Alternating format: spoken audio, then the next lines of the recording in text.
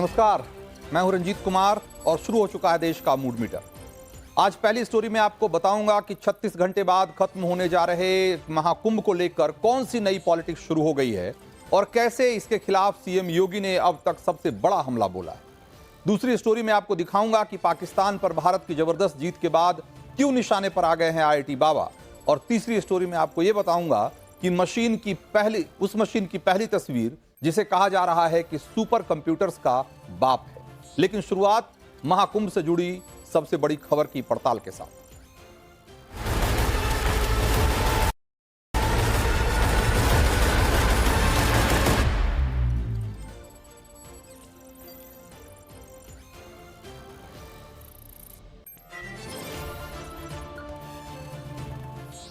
तो 26 फरवरी को महाशिवरात्रि के अमृत स्नान के साथ महाकुंभ का समापन हो जाएगा। 144 साल वाले महाकुंभ की डुबकी लगाने के लिए बस 36 घंटे का मौका बचा है और यही बात उन सनातनियों और श्रद्धालुओं को और सैलानियों को प्रयागराज की तरफ खींच रही है जो अभी तक महाकुंभ स्नान नहीं कर पाए।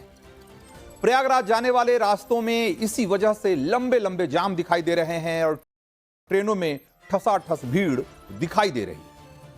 डायनेमिक फेयर के बावजूद, यानी कि जैसे जैसे भीड़ बढ़ती है वैसे वैसे कीमतें बढ़ती चली जाती है, ऐसे फेयर के बावजूद प्रयागराज आने वाली सारी फ्लाइट्स ओवरबुक है।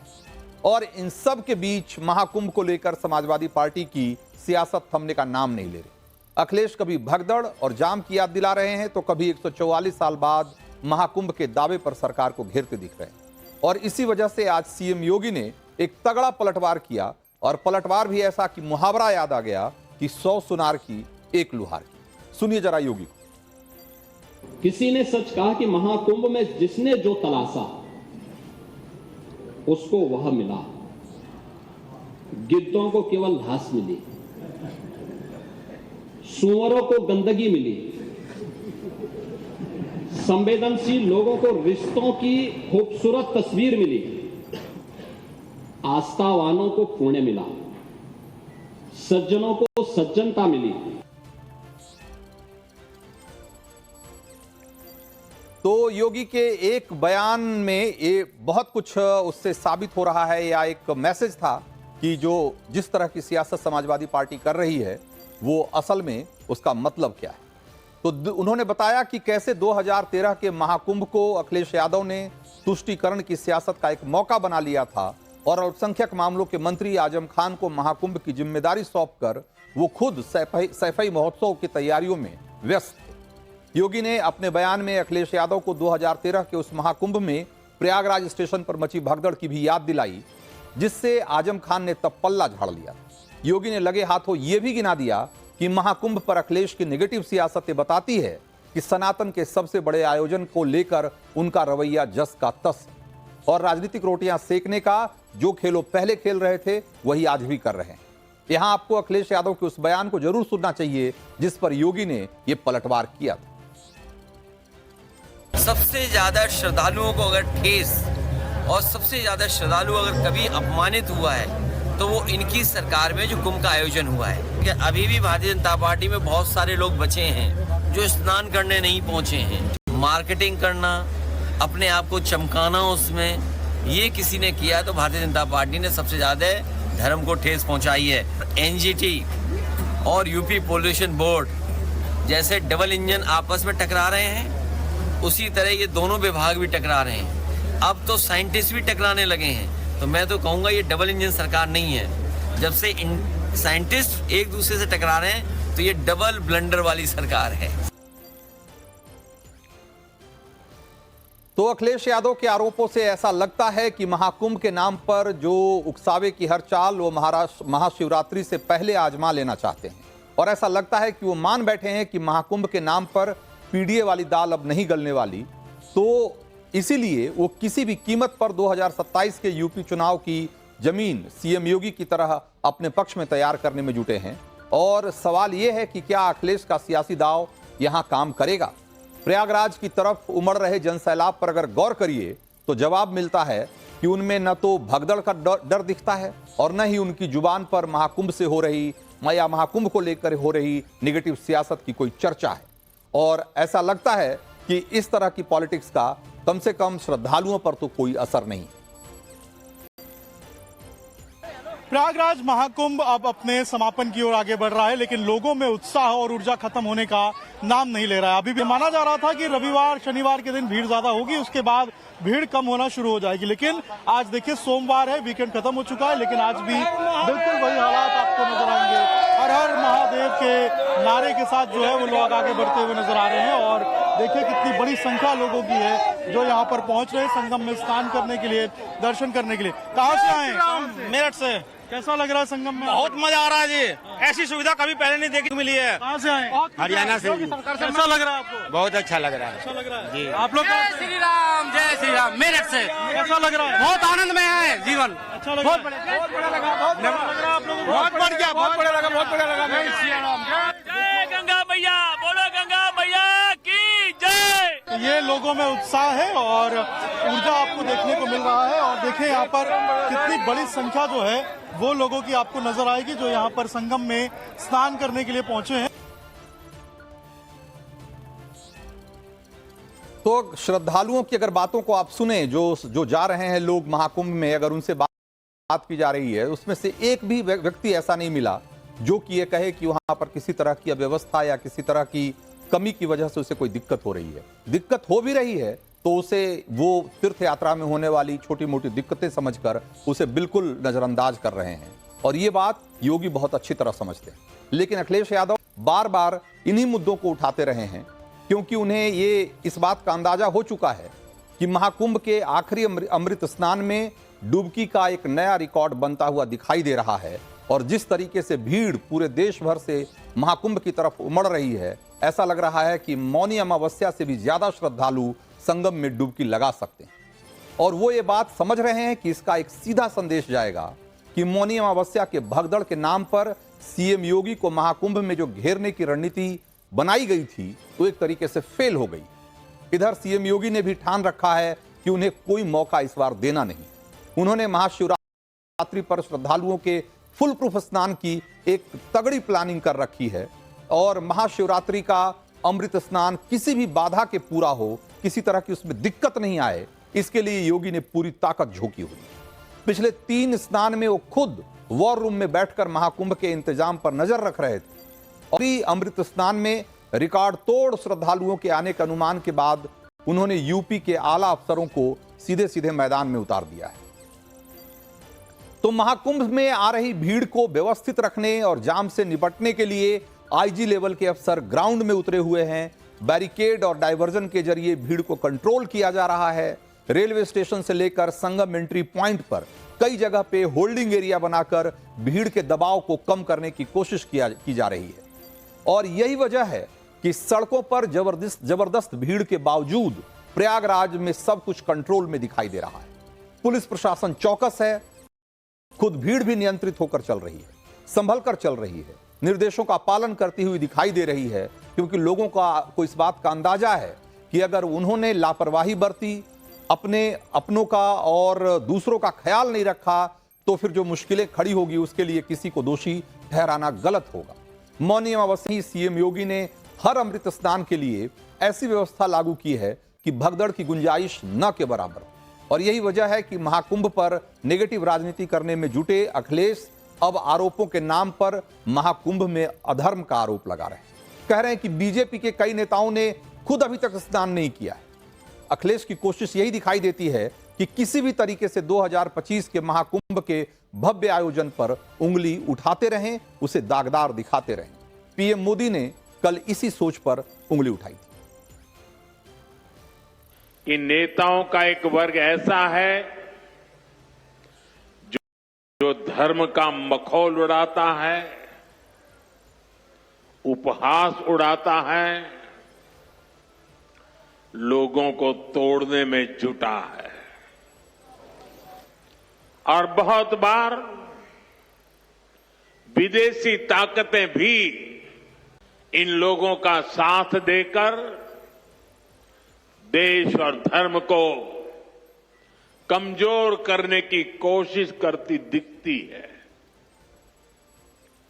हिंदू आस्था से नफरत करने वाले ये लोग सदियों से किसी न किसी भेष में रहते रहे हैं। तो महाकुंभ में भीड़ के दबाव में अव्यवस्था फैले, भगदड़ की आशंका बढ़े, डर फैले, इसके लिए सोशल मीडिया प्लेटफॉर्म पर भ्रम फैलाने की कोशिशें भी लगातार हो रही है।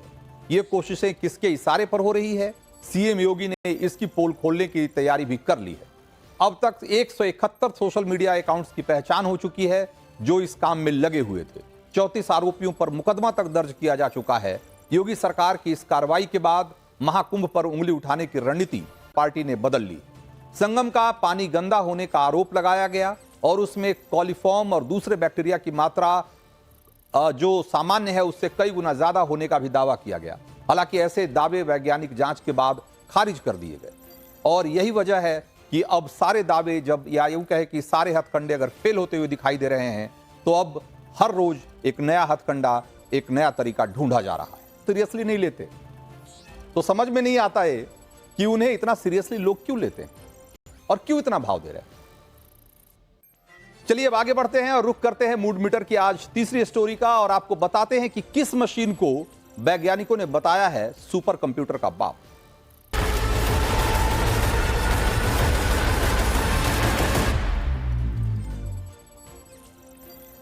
तो पलक झपकते ही, चुटकी बजाते ही, झट से, फटाक से, हाथ के हाथ, ये वो विशेषण हैं जिनका इस्तेमाल सब किसी काम के पूरा होने के समय को लेकर करते हैं। जैसे काम तो मैं चुटकी बजाते ही कर दूंगा, यह काम तो पलक झपकते ही हो जाएगा। लेकिन अब दुनिया में एक ऐसा सुपर कंप्यूटर आने वाला है जिसके काम करने की स्पीड इतनी तेज है कि पलक झपकते, चुटकी बजाते जैसे विशेषण बहुत ही छोटे पड़ जाएंगे, तुच्छ लगने लगेंगे, क्योंकि आप चुटकी बजाने की सोचेंगे भी नहीं और उससे पहले काम हो जाएगा। माइक्रोसॉफ्ट के सीईओ सत्य नाडेला एक ऐसा चिप लॉन्च किया है जो आपकी हथेली से भी छोटा है, लेकिन ये चिप वो सब कर सकता है जो दुनिया में कोई सुपर कंप्यूटर भी नहीं कर सकता। और इस चिप का नाम है मैजोराना 1। कल्पना कीजिए कि एक चिप आपकी हथेली में फिट हो जाए और वो उन सारी समस्याओं और कैलकुलेशन को हल करने में सक्षम हो जिन्हें आज पृथ्वी पर मौजूद सारे कंप्यूटर, जी हां, पृथ्वी पर मौजूद पूरी दुनिया में जितने कंप्यूटर हैं मिलकर भी नहीं हल कर सकते। यानी हथेली में समा जाने वाली ये चिप पूरी दुनिया के सारे कंप्यूटरों का काम अकेले कर दे और वो भी सिर्फ 5 मिनट। इसीलिए इस चिप को 21वीं सदी का सबसे क्रांतिकारी आविष्कार बताया जा रहा है, क्योंकि ये चिप क्वांटम कंप्यूटर को रियलिटी बना देगी, जिस पर कई देश काम कर रहे हैं। अब आप सोच रहे होंगे कि ये क्वांटम कंप्यूटर क्या चीज है। तो सबसे पहले यह समझिए कि क्वांटम कंप्यूटर को समझने से पहले क्वांटम को समझिए। तो क्वांटम एक लैटिन भाषा का शब्द है जिसका मतलब है एक राशि या भौतिक विज्ञान में किसी राशि या किसी संभावना की लोवेस्ट इकाई, सबसे छोटी इकाई, उसको क्वांटम कहा जाता है। तो इस ब्रह्मांड या दुनिया को बनाने वाली जो सबसे छोटी चीज हो सकती है उसे क्वांटम कहते हैं। और इस क्वांटम का व्यवहार किसी भी अणु, परमाणु या किसी भी चीज के व्यवहार से बिल्कुल अलग होता है। क्वांटम कंप्यूटर बनाने में इसी क्वांटम थ्योरी का इस्तेमाल होता है। इस पर मैं आगे भी बात करूंगा, लेकिन पहले आपको क्वांटम कंप्यूटर्स की ताकत के बारे में आसान भाषा में कुछ उदाहरण के साथ समझाता हूं। जैसे माइक्रोसॉफ्ट का दावा है कि उनकी चिप में इस्तेमाल जो क्वांटम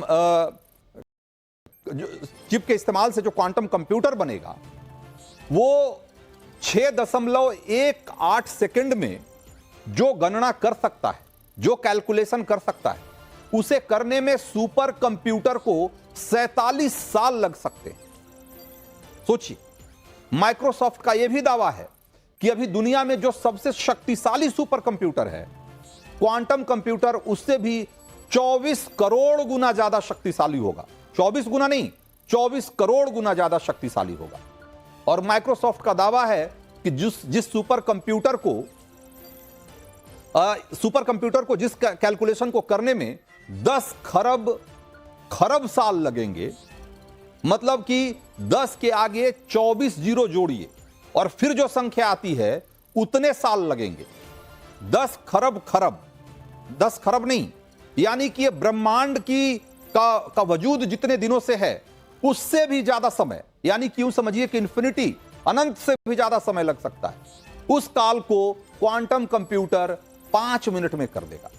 सामान्य एक बिल्कुल आसान भाषा में ऐसे समझिए कि जिस कैलकुलेशन को आज का सुपर कंप्यूटर कर ही नहीं सकता, चाहे कितना भी समय लग जाए, उसको ऐसे चुटकी बजाते हुए 5 मिनट में कर देगा। मतलब जो काम असंभव है एक तरीके से आज के कंप्यूटर के लिए, वो उसे चुटकी बजा के कर सकता है। तो यह ताकत है क्वांटम कंप्यूटर की, जिसको लेकर कहा जा रहा है कि इसे आने में अभी कम से कम 2 दशक लगेंगे। लेकिन माइक्रोसॉफ्ट ने जो चिप पेश की है उसके बाद कहा जा रहा है कि कुछ ही सालों में क्वांटम कंप्यूटर एक हकीकत बनने वाला है। अब आपको क्वांटम कंप्यूटर्स की ताकत के बारे में आसान भाषा में कुछ और उदाहरण देकर समझाता हूं। मान लीजिए कि आपने एक सिक्का उछाला, लेकिन जब तक वो सिक्का घूमता हुआ जमीन पर नहीं गिरता तब तक नहीं कहा जा सकता कि वो हेड आएगा टेल। लेकिन अगर सुपर कंप्यूटर को एक काम दिया जाए तो उसे हो सकता है कि बहुत समय लगे, लेकिन क्वांटम कंप्यूटर ये काम, ये गणना आसानी से कर देगा। माइक्रोसॉफ्ट का दावा है कि उसकी चिप के इस्तेमाल से क्वांटम कंप्यूटर बहुत आसानी से वो सारे सवाल हल कर सकता है जो कि सुपर कंप्यूटर के लिए करना नामुमकिन है। तो मान लीजिए कि ऐसे बहुत सारे उदाहरण हो सकते हैं जिसके जरिए आप उसकी ताकत के बारे में समझ सकते हैं। अब आपको एक और उदाहरण देता हूं कि इस माइक्रोसॉफ्ट की इस छोटी सी चिप में कौन सा पावर है जो क्वांटम कंप्यूटर को सुपर कंप्यूटर से भी तेज बना देती है। तो इसे समझने के लिए आपको सुपर कंप्यूटर और क्वांटम कंप्यूटर के बीच समझना पड़ेगा। और सबसे बड़ा अंतर तो यही है कि सुपर कंप्यूटर लेकिन उस सिक्के को अगर नचा दीजिए आप इस तरीके से, और जब वो नाच रहा है तो उस समय न तो वो हेड है न टेल है, वो एक साथ दोनों है। वो हेड भी हो सकता है, टेल भी हो सकता है। तो समझिए कि क्यूबिट भी उसी अवस्था में होता है, वो हेड भी हो सकता है, वो टेल भी हो सकता है, और हो सकता है कि एक साथ वो दोनों भी हो। और इसकी यही ताकत उसे सामान्य कंप्यूटर के बाइनरी सिस्टम से अलग बना देती है, जिसमें सिर्फ 2 ही संभावना होती है, 0 या 1, ऑफ या ऑन। जबकि जो क्यूबिट होता है उसमें 0 और 1 के साथ साथ वो एक साथ दोनों भी हो सकता है।